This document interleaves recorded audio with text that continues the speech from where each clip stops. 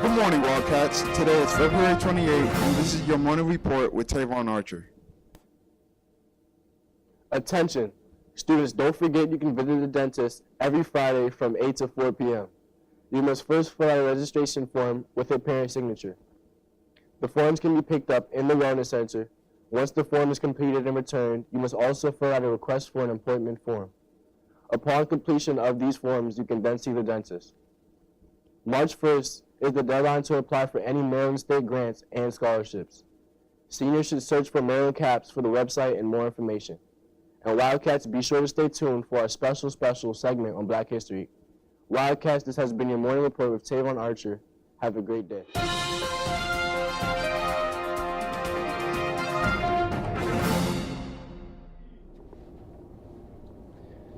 Good morning, Wildcats. I am currently coming to you from the south lawn of the White House. As you know, today is February the 28th, which technically ends Black History Month. However, history is made every single day because Black history is made every day. With that being said, we would be extremely remiss if we did not acknowledge the contributions of the great, charismatic, first African-American President Barack Obama. I remember being a little boy, looking on my TV screen, seeing a president that looked like me. For me, it was more than a symbol of accomplishment. It inspired me to believe that there is no limit for me or anyone else. Everyone has their personal stories of that historic moment. And Wildcats, right now, we bring you some of those stories. So stay tuned. Preserve, protect, and defend Preserve, protect, and defend the Constitution of the United States. the Constitution of the United States. So help you God. So help me God. Congratulations, Mr. President.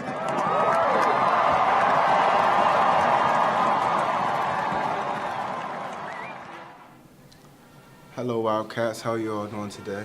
Today, we will be doing an interview on the first African-American president, Barack Obama. Here, I have the best piano teacher in PG County, Ms. Jones herself. And I wanted to ask, even though you were pretty young yourself, how did you feel when Barack Obama first became president? When Barack Obama became president, I was actually in high school, and it was amazing. It was nice to see our culture be reinvented and see someone different coming into office. And being half African American myself, some might not know, I'm half white, half black. It was nice to see someone of my own culture going into the Oval Office.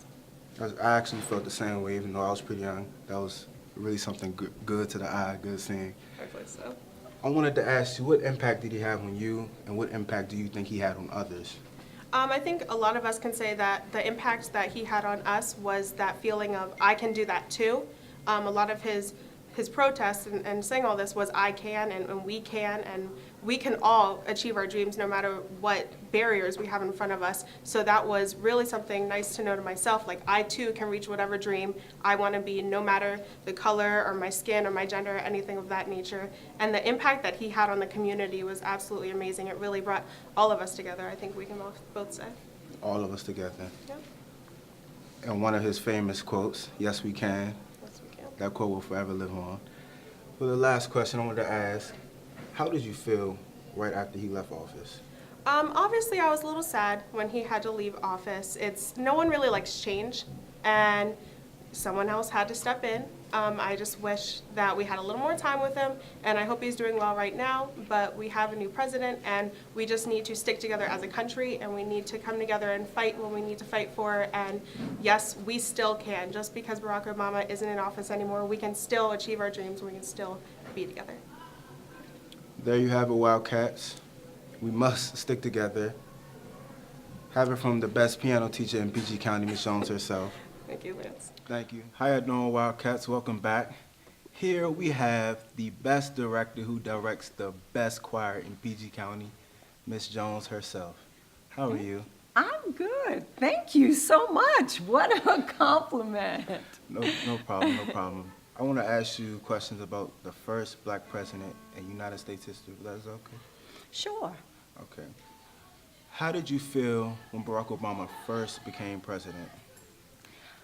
I think it was very inspiring I think one of the questions, or the first thing I felt was, you know, how did all those civil rights movement people and just all the people who really died and fought for the opportunity that Barack Obama was able to walk into, how must they, you know, feel, the old timers and, you know, people that really were on that front line to fight the fight to make this happen. So I think I thought about them first, and then thought how it's wonderful for our young people to actually be able to see someone who looks like them.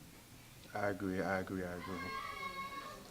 What impact did Barack Obama have on you, and what impact do you think he had on others?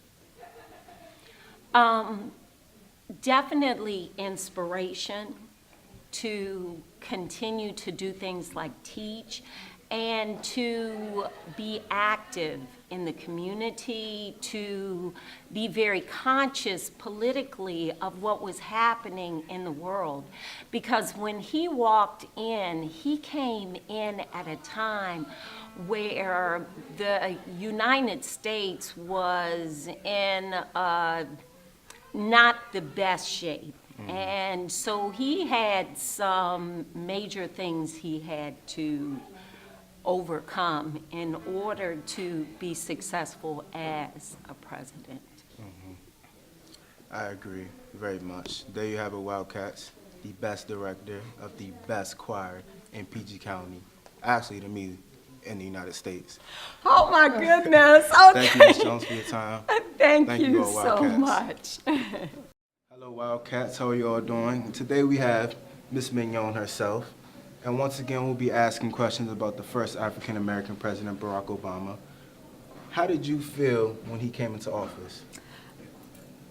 I felt elated when Barack Obama came into office. He had all this tremendous energy and hopefulness. I never lie, I was a Hillary Clinton supporter, but when Barack Obama received the nomination to be president of the United States and then became president, it was very exciting. It was a landmark moment for the United States of America.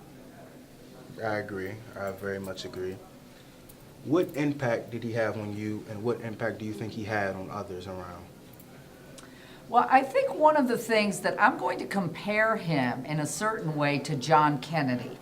And I was a little girl when John Kennedy was president. And what that was were a couple of things. He had an enormous sense of family. And I think that that feeling of how important family is was something that became part of our mantra again as the United States of America. The other thing that I think was really important about this president is that his wife's engagement in the country made it feel like a first family. And that was very important to all of you young people, though some of you were very little when he came into office. And I think that that has stayed with many people. And that was one of the great things that he did bring to this country. Thank you, Ms. Mignon. For your last question, I want to ask, how did you feel the moment he left office? Guys, I'm still crying. I have never, and and of course there's there's some things I'm not supposed to say, but read between the lines. I honestly feel that at this time it would have been a loss anyway, but I think it was a much greater loss. And I don't think that the United States is going to forget him, and I think that we still embrace much of that, and I hope all of you young people embrace that land called hope, but don't give up hope. Things will continue to get better because you will make them better. I, for one, most certainly won't forget him. Thank you, Ms. Mignon. Have a great day, Wildcats. Thank you.